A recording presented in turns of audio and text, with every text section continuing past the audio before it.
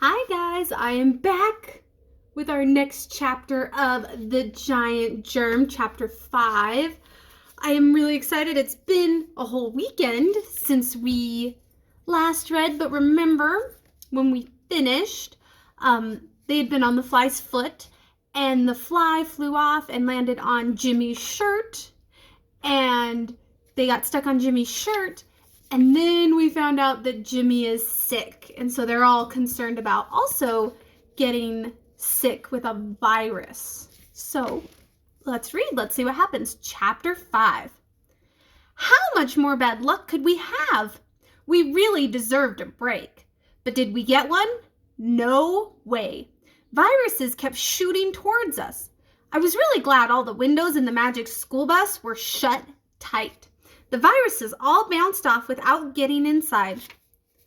Those viruses look much smaller than the other microbes we've seen, Tim pointed out. Are all viruses that tiny?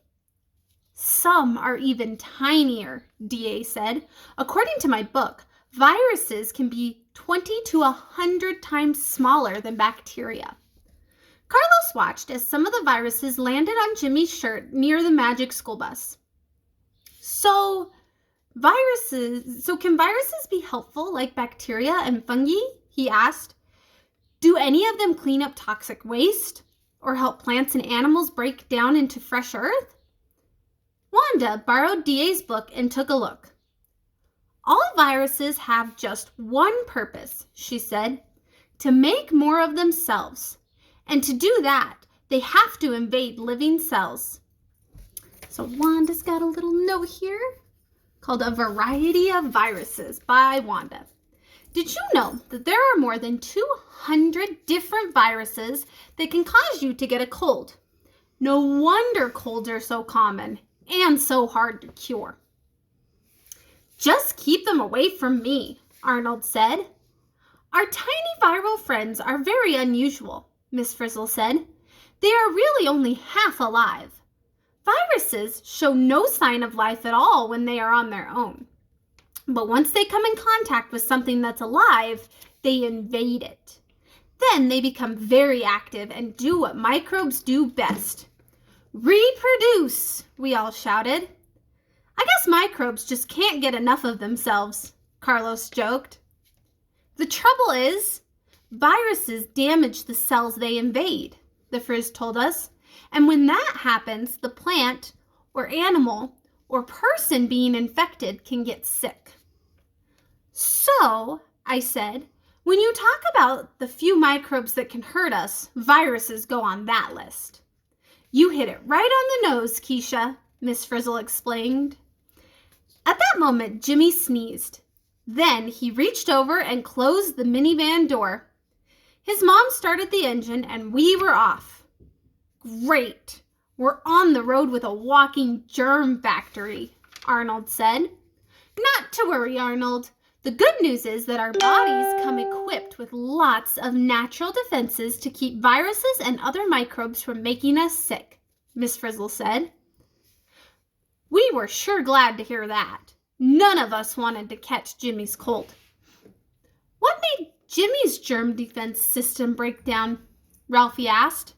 Sometimes microbes manage to get into our bodies despite our natural defenses, Miss Frizzle explained. When a lot of microbes get in all at once, or they grow very fast, then we get sick. So we've got two notes here. We've got one from DA's notebook, and we've got one by Carlos. So I will read those both. From DA's notebook. Our skin is like natural armor. It keeps microbes from getting into our bodies. So do our eyelashes and nasal hairs, and even the tears in our eyes. We have defenses inside our body too.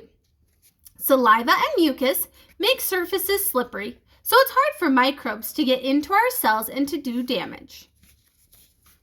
How Germs Invade by Carlos. Germs can get into our bodies through open cuts or from germy hands being put into our mouths. Some germs simply fight their way past our nasal hair and eyelashes. When we are run down due to lack of sleep or not eating well, microbes are more likely to get into our bodies. We have a hard time resisting new germs, too, ones our bodies aren't used to. My mom makes a big deal about how important it is to keep clean, Phoebe said. Does that really help us stay healthy? Absolutely, Phoebe, the Frizz said. By washing our skin, especially our hands and clothes, we keep away microbes that can make us sick. We were all glad to see that Jimmy's mom made Jimmy change into clean pajamas after they got home. Excellent, Miss Frizzle said. Now the viruses on Jimmy's shirt won't be able to get back inside of his body and do more harm. They'll come out in the wash. What about us? I wondered. We're still stuck to Jimmy's shirt. We're about to be washed up. So there they are. Do you see them right there on his shirt? Just then, Jimmy's mother tossed Jimmy's dirty shirt into the washing machine in the kitchen, and we went with it. Oh, bad. Oh, bad, oh, bad, oh, bad. I hope no one gets seasick, Carlos said. We're in for a wet and wild ride. All right, well, let's see what happens to them. I'm really curious to see if they get washed away like the viruses do, or if they stick and stay in the washing machine, or if they somehow manage to get out. We will have to see tomorrow.